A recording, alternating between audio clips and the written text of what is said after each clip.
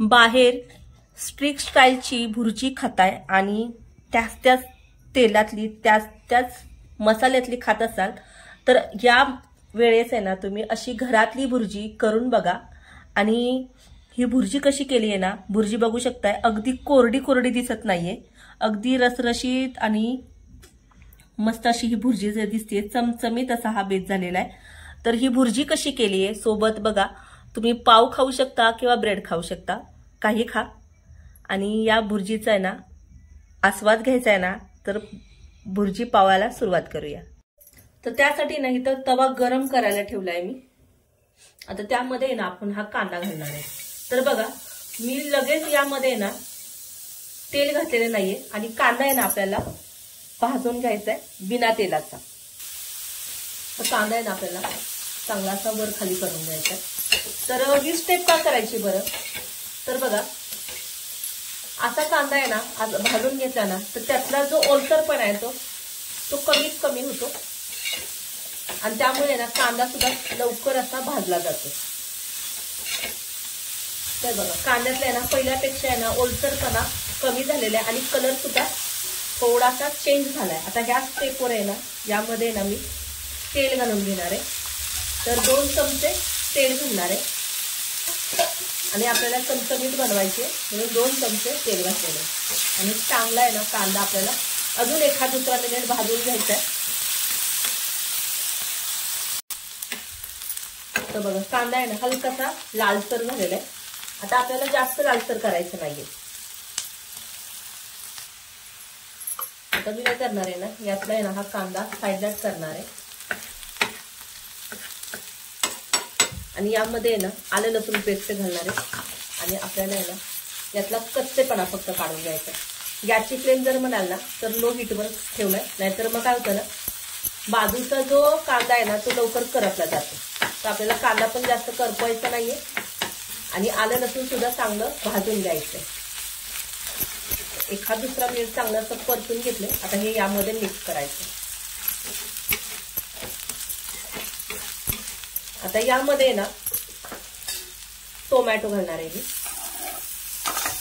आणि टोमॅटो आहे ना आपल्याला चांगला मऊसूद करून घ्यायचा यामध्ये। तर मिक्स करायचं करून घेतो। तर आहे ना टोमॅटो ना लवकर मऊसूद होण्यासाठी यामध्ये ना मीठ घालून घेऊया आणि इथे ना हा मॅशर घेतला, या मॅशरने ना हा टोमॅटो आपल्याला चांगला असा मॅश करून घ्यायचा आहे आणि गॅसची फ्लेम आहे ना लो ठेवली आहे बरं का। असा मॅश करून घेतला ना तर चव खूप छान उतरते, म्हणून असा मॅश करून घ्यायचा आहे। आता मी काय करणार आहे, माझा तवा आहे ना थोडासा हलतोय म्हणून थोडासा असं पकडीने पकडणार आहे आणि असा ना चांगला मॅश करून घेणार आहे टोमॅटो। ज्यावेळेस आपण असा मॅश करून घालतो ना त्याने चव तर छान रिलीज होते,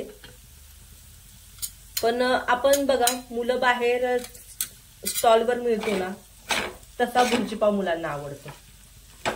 तर त्यांची ही ट्रिक वापरून मी इथं हा भुर्जी पाव बनवलेला आहे आणि हा बघा यामध्ये आपण आलं लसूण पेस्ट घातलेली, कांदा सुद्धा चांगला मऊसूद झालेला आहे आणि यामध्ये पुढची स्टेप काय करायची ना ती बघूया। आणि गॅसची फ्लेम आहे ना लोच ठेवलेली। आता यामध्ये ना पाव चमचा हळद घालूया, पाव चमचा धनेपूड, ते मिक्स करूया। आता यामध्ये ना स्लीड केलेली हिरवी मिरची घालूया आणि अशी स्लीड केलेली कोवळी मिरची आहे ना दाताखाली आली ना खरंच चव खूप छान लागते। आता हा मसाला चांगला असा भाजून घेतलाय आणि मसाला बघा अगदी एकसंध झालेला आहे की कांदा एकीकडे किंवा टोमॅटो एकीकडे असं झालेलं नाहीये। आता इथे ना हे घरगुती लाल तिखट घेतलेलं आहे मी आणि हे ना लाल तिखट आमचं सातारी साईडचं आहे आणि हा मसाला चांगला आहे ना यामध्ये भाजून घ्यायचा आहे आणि हे थोडंसं आहे ना झणझणीत असतं बरं का। याने ना कोणतंही बघा लाल तिखट किंवा बेडगी मिरचीचं लाल तिखट घालायची गरज लागत नाही आणि बाहेर जे घालतात ना बघा कांदा लसूण मसाला वापरतात तो विकतचा वापरतात आणि बघा विकतच्या पेक्षा जी घरची टेस्ट असते ना ती बाहेर विकतच्या कांदा लसूण मसाल्याला बिलकुल नसते आणि मसाला बघू शकता खूप सुंदर असा झालेला आहे. आता यामध्ये ना मी हे अंडे घेतले आणि हे अंडे आपल्याला फोडून घालायचे. आता गॅसची फ्लेम आहे ना यावेळेस तुम्ही थोडीशी लो करा, नाहीतर मग काय होतं ना आपला जो मसाला आहे ना तो करपून जाऊ शकतो. आणि अंड नेहमी आहे ना असं मधल्या साईडला फोडून घ्यायचं.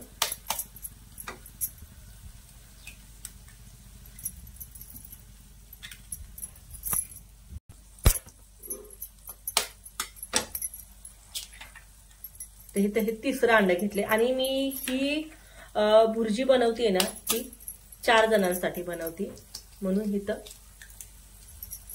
4 ते 5 अंडी वापरणार आहे मी.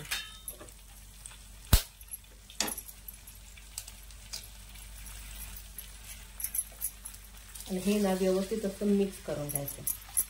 आता बघा बाहेरचे तवे जे असतात ना ते मोठे असतात आणि आपला घरचा तवा असतो ना तो भाकरी पुरता किंवा चपाती पुरताच मर्यादित असतो. म्हणजे आपल्या रोजच्या चपात्या ज्या असतात ना त्या अगदी छोट्या छोट्या असतात आणि बाहेरचं जे असतात ना तवे तर अगदी मोठे असतात.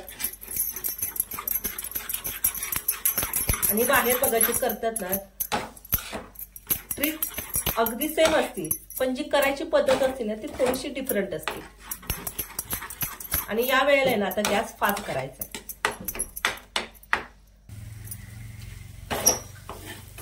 व्यवस्थित असं मिक्स करून घ्यायचं. आता मी काय करणार आहे ना असं पकडणार आहे पकडी आणि हे व्यवस्थित मिक्स करणार आहे.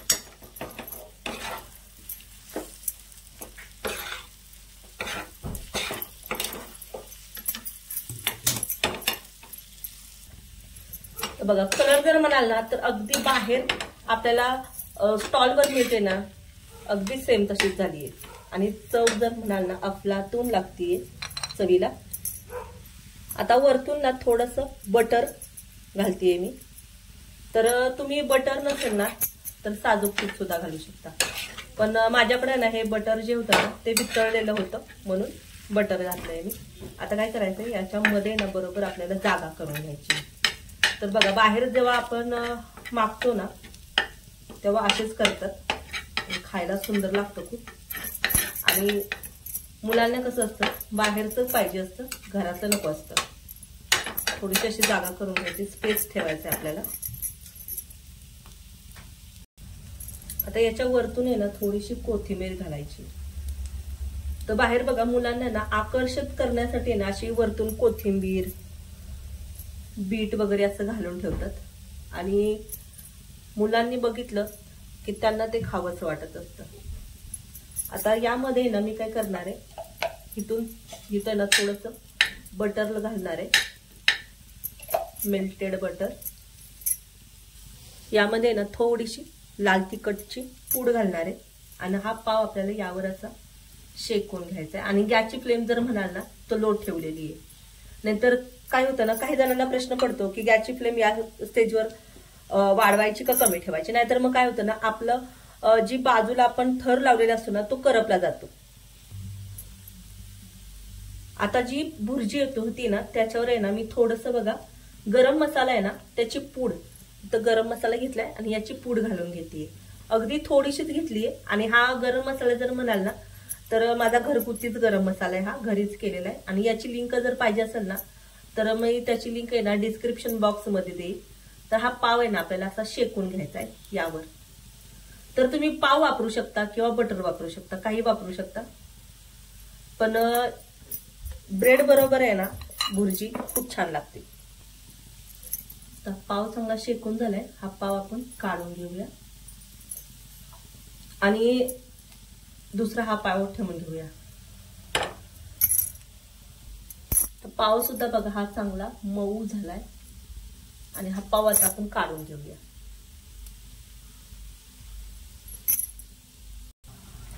आणि आता ही भुर्जी आहे ना ती आपण एकत्र करून घेऊया. तर बघा भुर्जी छान अशी भाजली आहे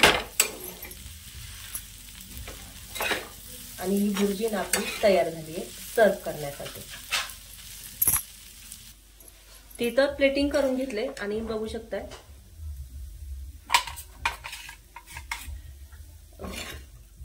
अगदी अशी कोरडी कोरडी दिसत नाहीये.